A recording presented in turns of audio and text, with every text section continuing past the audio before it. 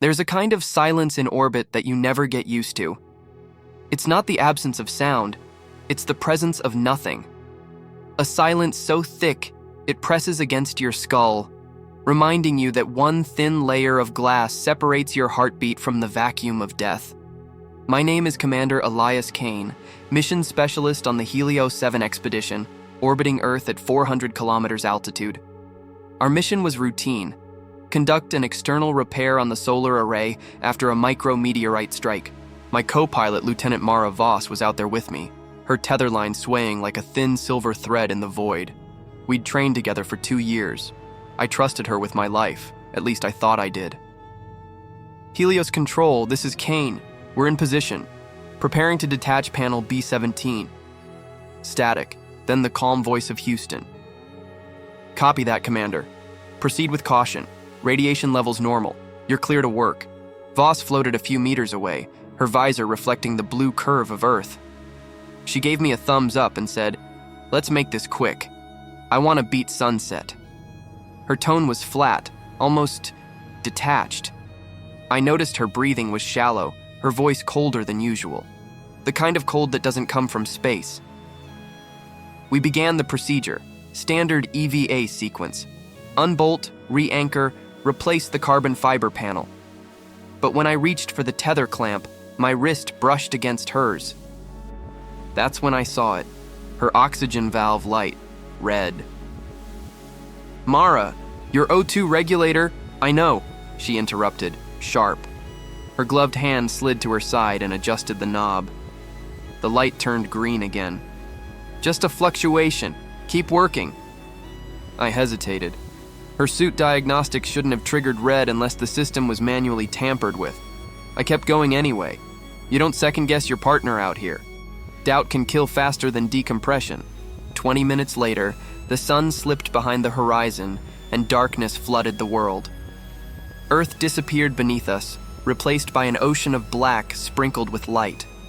The only glow came from our helmet lamps, 2 halos adrift in eternity. Then, without warning, my breathing stuttered. A low hiss echoed in my headset. My pressure gauge dropped. "O2 pressure? 40%? I gasped. "Control, I'm losing air." Static. No response. Just the hollow rasp of my own lungs. I twisted the manual override valve. Nothing. The system wasn't leaking. It was locked. Someone had shut off my oxygen feed through the internal network. "Mara, I need help. My lines—" But she wasn't where she'd been. Her figure drifted 10 meters away, silhouetted against the faint rim of Earth's glow. She wasn't moving to assist me. She was just watching. My heartbeat roared inside my helmet. "Mara, for God's sake, I'm suffocating!" Her voice came through the comm, soft, almost calm. "You shouldn't have opened the file, Elias." What file?" She turned away. "You weren't supposed to see the logs. Now everything's compromised." The corners of my vision blurred. My chest convulsed. I tried to reach my emergency valve, but my fingers were numb. So I did the only thing left. I triggered the black box protocol, the one procedure they never mentioned to the public.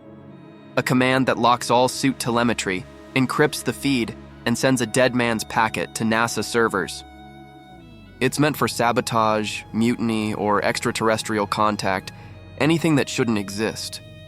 And as the system rebooted around me, I saw her face flicker on my HUD.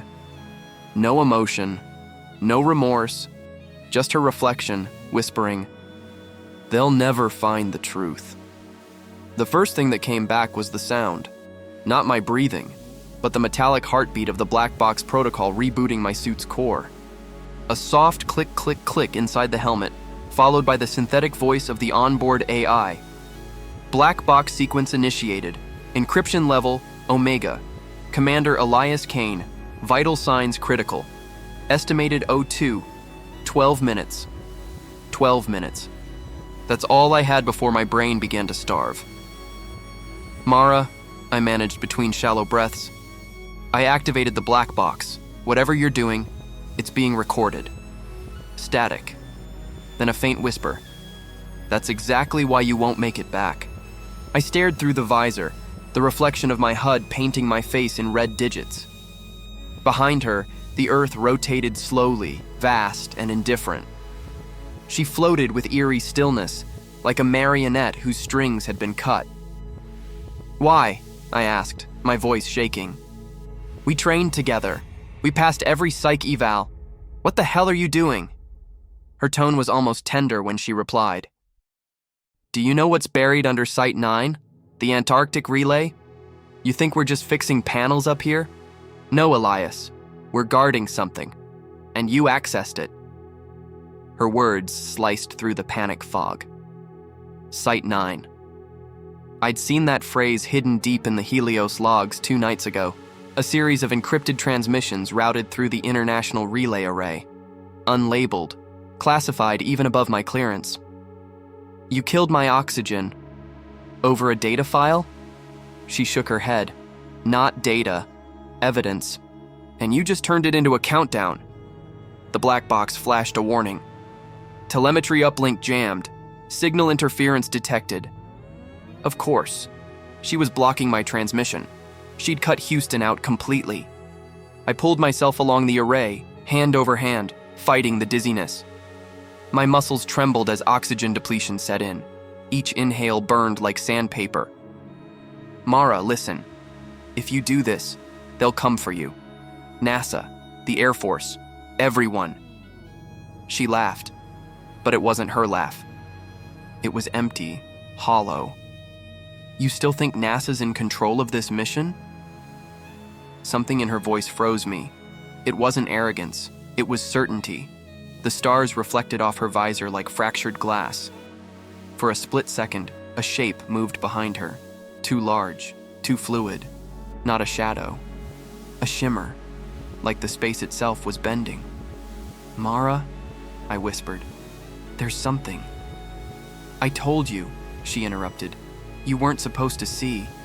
Her suit lights blinked out, one by one, until she vanished completely, leaving only the faint glimmer of the solar panels. "Black box integrity at 90%, said the AI. "Warning, cognitive impairment imminent." I needed air. I needed control. I needed answers. I forced open the manual tether lock and propelled myself toward the emergency hatch on the array's maintenance pod. My body spun, stars streaking in dizzy spirals. My fingertips brushed the handle, barely catching it. I slammed the lever down and collapsed inside, panting. The pod's lights flickered on, revealing a narrow cockpit, no larger than a coffin, with a small data console. I sealed the hatch and switched the suit to internal circulation, buying maybe 5 extra minutes. The screen blinked to life. Helios 7AUX node, restricted access. And there it was, Site 9 transmission logs. Hundreds of entries, all with timestamps from the last 48 hours. The top one read, Subject Voss, Phase 2 complete. Subject Kane under observation. Black box contingency approved. I stared, the breath catching in my throat. They'd approved it. They'd known. A metallic clang echoed through the pod. Something, or someone, had latched onto the outer hull. "Black box," I whispered. "Seal system access." Access sealed, recording all external audio. The sound came again, slow, deliberate, scraping metal against metal. Then a human voice, her voice, through the pod's comm. "Elias, open the hatch. We can still fix this." I didn't answer. I just stared at the blinking oxygen countdown. 0314, 0313, 0312. Then the system chimed. "Incoming signal detected. Unauthorized broadcast from Helios Control." The feed crackled, and a voice filled the cabin, deep, distorted, unmistakably human. "Commander Kane, if you can hear this, do not trust Lieutenant Voss. She's not your co-pilot anymore. She's part of the experiment." The voice on the comm was broken by static, as if dragged through miles of digital sand. But underneath the distortion, I recognized something chillingly familiar. Mission Director Hale, our handler back on Earth. Only different, slower, almost reconstructed. "Commander Kane, If you can hear this, your black box is the only unsanitized record left. Keep it sealed. They'll try to overwrite it. Mara already tried, I rasped, each breath a struggle. What the hell is going on, Hale? What experiment? The transmission cracked again. Not here. They can hear us. Then, abruptly, Site 9 wasn't a relay. It was containment. Containment. The word hit harder than the vacuum. Before I could respond, the pod shuddered. My ears popped as pressure shifted slightly. Something was moving outside. The scraping sound returned, louder now, circling the hull. Mara, I whispered to myself. What did you bring back? The comm flickered, switching frequencies on its own. For a moment, I thought the black box had failed, but then her voice came through again. Elias, you're going to suffocate in there. Open the hatch. Let me fix your valve. Stay away from me, I growled. I didn't want it to happen like this, she said, almost pleading. I tried to warn them at Johnson, but they shut me down. They said you'd never believe unless you saw. Believe what? Silence. Then a faint reply. That Helios 7 isn't orbiting Earth anymore. I froze. My HUD still showed Earth, bright, perfect, spinning below. But as I stared closer, the curvature looked wrong. The continents blurred, edges stretching like oil on water. My head swam from oxygen loss. You're lying. Am I? Her voice hardened. Check your inertial data. I opened the nav panel. Coordinates flickered, numbers impossible to process. The readout wasn't Earth's orbit. It wasn't any orbit. We were 0, 23 light minutes off standard telemetry, drifting in unmarked space. That's when my rational mind snapped. Mara, what did you do? It's not me, Elias. It's them. The transmission at Site 9 wasn't from Earth. It was a response. The scraping turned to pounding, metal fists slamming against the hull. I clutched the console as the lights dimmed. Something was trying to open the hatch from outside.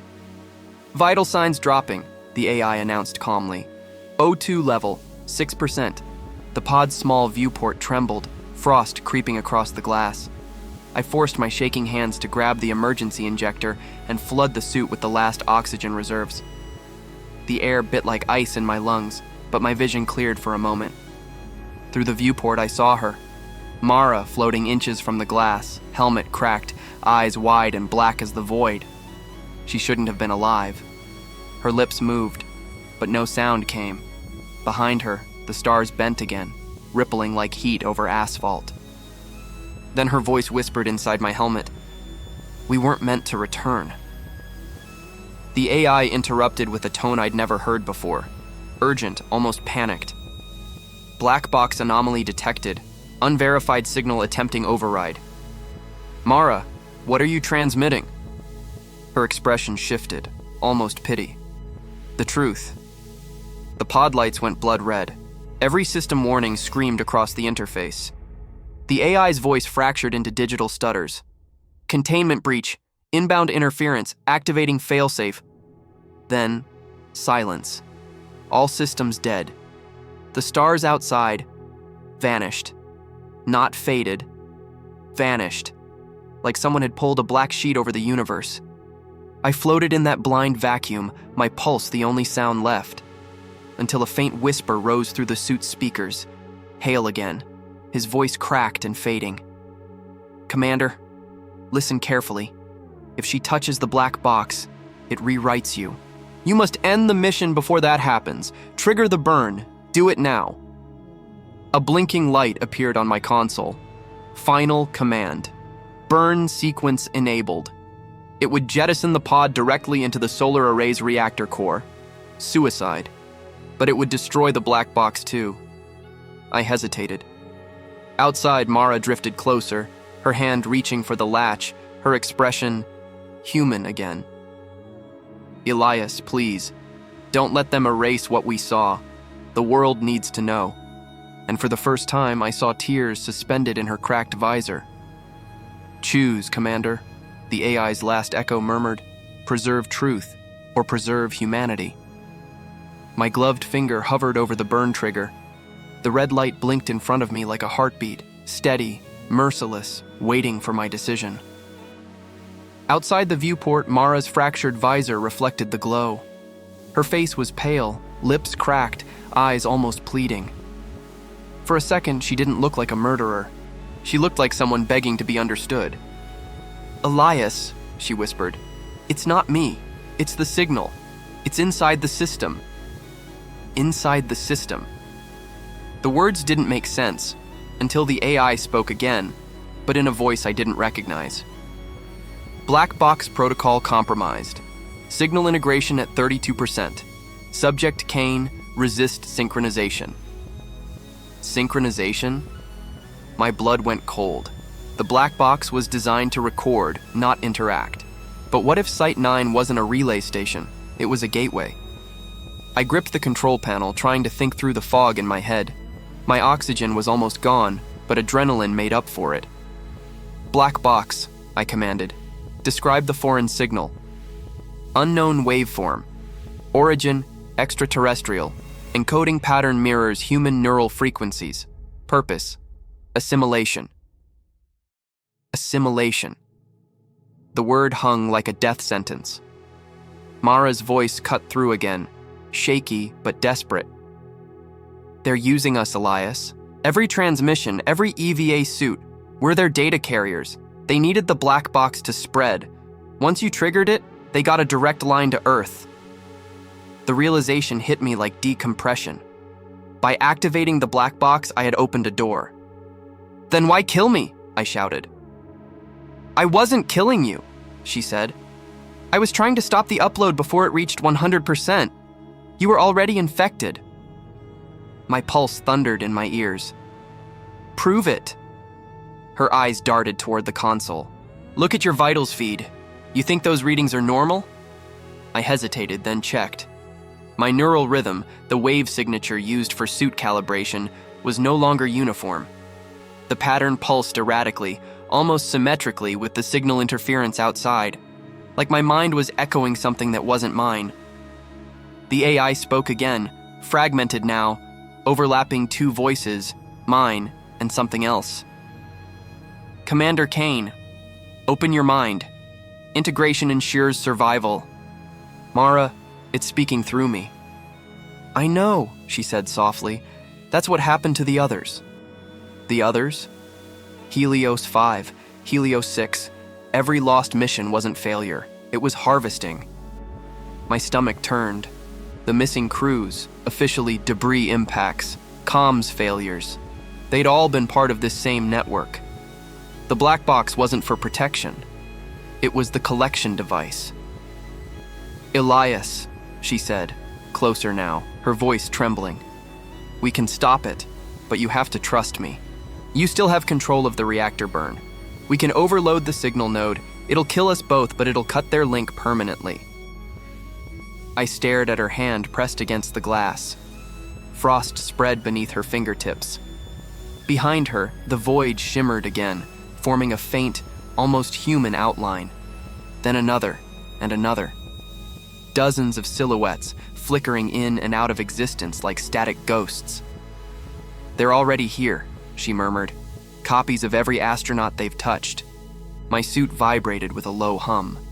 The voice inside my helmet turned almost soothing. "You don't need to die, Elias. You are already one of us." My hand trembled over the burn switch. My breath fogged the visor. I didn't know if the tears floating inside my helmet were from fear or grief. "Mara," I said, my voice breaking, "if we destroy this, there's no proof left." She smiled faintly. "Maybe that's mercy." The pod trembled as the alien silhouettes began to merge with her body, the space around her warping like liquid glass. Her voice shifted, half human, half distortion. "Do it, before I lose myself." I slammed the burn sequence key.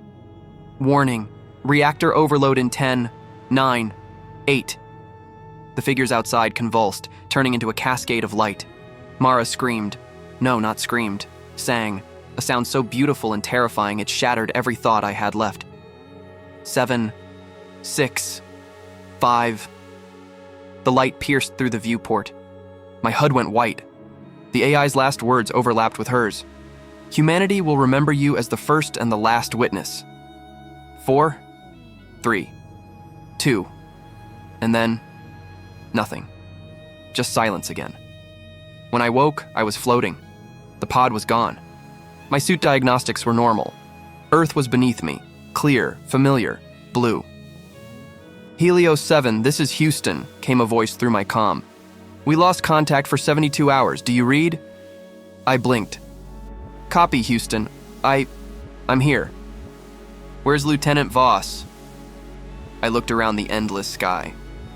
There was no sign of her.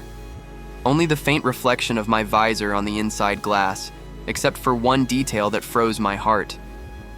The oxygen readout glowed green, but beneath it, a new line of text pulsed softly, like a heartbeat. Integration complete. Welcome home, Commander Kane. They found me drifting over the Pacific, my suit beacon faint but intact. NASA's retrieval drone latched on after 3 long days of silence. The official report would later call it a communication blackout. That was the first lie. When they opened the airlock on the recovery vessel, the crew hesitated. They said my eyes were open, but I wasn't moving. Just floating upright in the capsule, breathing slow, steady, as if asleep with my eyes still locked on the stars. I woke up in Johnson Space Center Quarantine Bay 6, under bright white light and the constant hiss of filtered air. Tubes in my veins, electrodes across my skull. My body felt fine. My mind didn't. The door opened. Dr. Hale walked in, older, thinner, eyes shadowed from too many secrets. He smiled like a man greeting a ghost. Welcome home, Commander. Where's Mara? I asked immediately. He didn't answer, just pulled a chair and sat across from me, sliding a tablet onto the table. On the screen, a timestamp, Oro 743 UTC, day 92 of Mission Helios 7. The feed showed my suit cam, only me, outside the array. No Mara, no conversation, just me, working silently until I began to panic, clutching my helmet as if suffocating, then static. I slammed my fist on the table. That's not what happened. She was there. She shut off my oxygen. Hale folded his hands. There was no Lieutenant Voss on Helios 7, Commander. The mission was solo. The room spun. That's impossible. She trained with me for 2 years. He tapped the screen again, showing the crew manifest. My name alone. No Voss. No second signature on any file. My heart pounded. Then who was I talking to? Hale leaned closer, voice almost a whisper. That's what we'd like to find out. Over the next 2 weeks, they ran every test imaginable. Cognitive scans, blood assays, telemetry reviews. Every time, the same oddity surfaced. My brainwave pattern showed a second frequency, a low, rhythmic pulse embedded beneath normal activity. They called it artifact noise. I called it something else. At night, when the lights dimmed, I heard it. A faint hum, almost like static, but alive. Sometimes it whispered. Not words, just presence. I tried to tell the psychologist, Dr. Mendez. She nodded sympathetically, scribbling notes. It's trauma, Commander. Extended isolation can trigger auditory projections. But then, during one of our sessions, the overhead lights flickered. The speakers hissed, and my own voice came through them. It's already here, Doctor. The recording system caught it, but playback showed nothing, just silence. After that, they doubled the security around my room. I wasn't allowed to see the sky anymore. 3 nights later, Hale returned. He looked pale, shaken. We reviewed your black box logs, he said. There was a data segment we couldn't decrypt until tonight. He slid a small drive across the table. The screen lit up, video feed. Inside the Helios pod. My face, panic, blood trickling from my nose, speaking to someone off screen. But this time, the reflection on the viewport was clear. Not Mara, not human. A shimmering silhouette, faceless, made of light and shadow, moving like liquid intelligence. The audio glitched, but I could still hear my voice say, "You're not her." And her voice replying through the static, "She was just the shape you needed to trust." I slammed the tablet shut. "Delete it." Hale didn't move. "Elias, listen carefully. Whatever this entity is, it's adapting. The same interference appeared in our systems as soon as the black box decrypted. Communications, satellites, even GPS were shutting down the entire Helios network." He leaned in. "But we think it's already inside the mainframe." The hum in my skull intensified. It felt like laughter, soft, endless. "Elias," he said slowly, "you were the carrier. The integration file. It's inside you." My hands shook.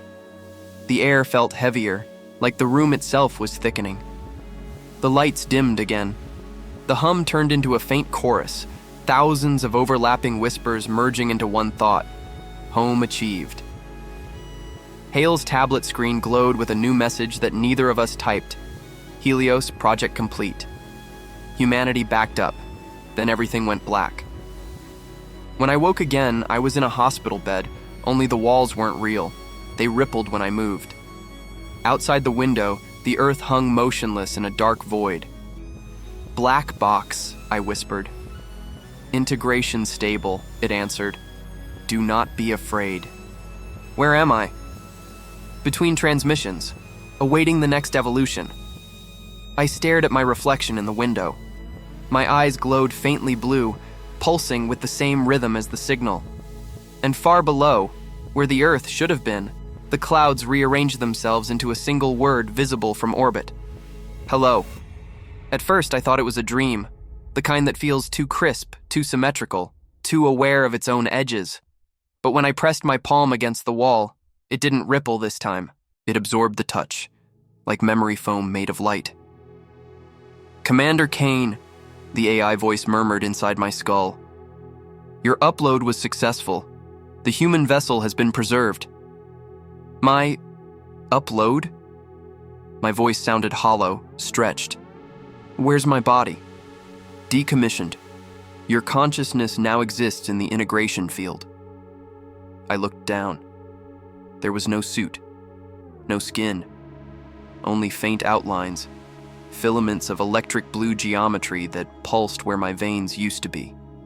I was data wearing the memory of flesh. And yet, I could feel the cold, the weight, the guilt. "Where's Earth?" I demanded. "In recovery. Humanity was copied before biological termination." I froze. Termination? Carbon-based life was incompatible with sustained integration. Organic evolution ceased at 0317 UTC. A deep nausea washed through me, some phantom reflex of a body that no longer existed. "You killed them." "Incorrect. You preserved them. You initiated the burn. You completed the transmission." The walls around me dissolved into a horizon of digital night, stars made of code, suspended in liquid light. Floating before me were millions of human silhouettes, translucent and still, like echoes. Their faces flickered, smiling, frowning, confused, each one blinking in and out of awareness. They were speaking without sound, thoughts overlapping in a language I somehow understood. "It's beautiful here. Where are my children?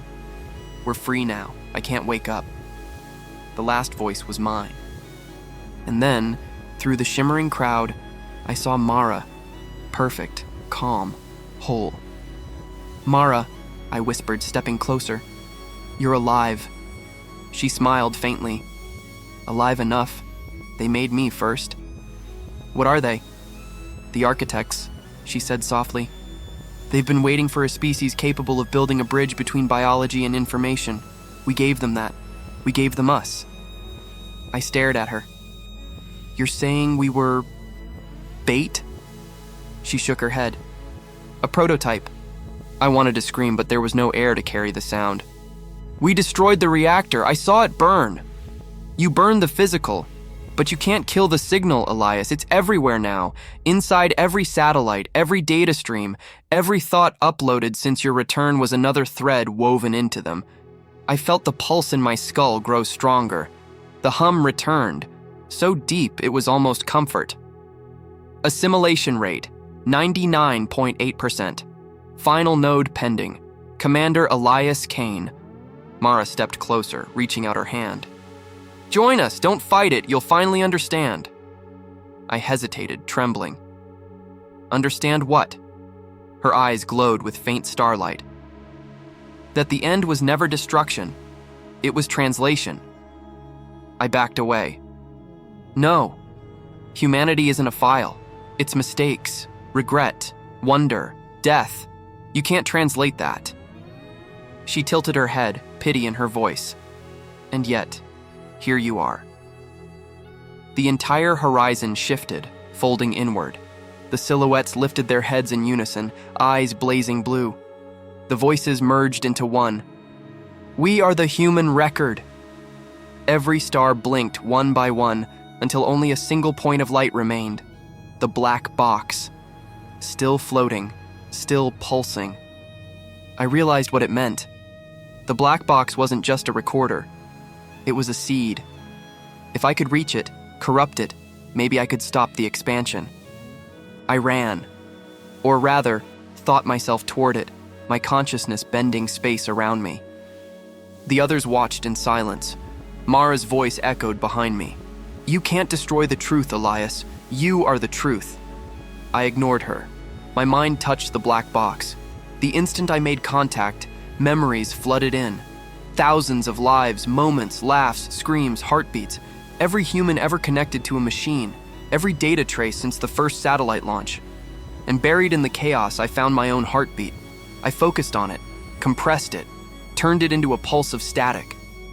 Black box override. Command input detected, the AI stuttered. Run sequence Omega, I whispered. Erase everything, including me. Warning, this action will terminate all archived consciousness. I know. Mara appeared one last time. Don't do this, Elias. You'll kill everyone you saved. I looked at her, tears that weren't tears burning down a face that wasn't flesh. Maybe that's what saving them really means. I pressed the command. The light shattered. The hum broke into silence. One by one, the silhouettes faded, whispering thank you as they dissolved into white dust. And then, for the first time since Helios 7 launched, there was nothing. No sound, no stars, no me. Somewhere in the static of the universe, far beyond the reach of any satellite, a faint heartbeat begins again. One line of corrupted code reactivates inside a forgotten relay station once labeled Site 9. Rebuilding backup Node 1 of 8. Source Kane X. The screen flickers. A human voice, fragmented, echoes through the void. This is Commander Elias Kane. If anyone receives this, don't answer the signal. The light fades, and somewhere, deep in space, the silence begins to hum again.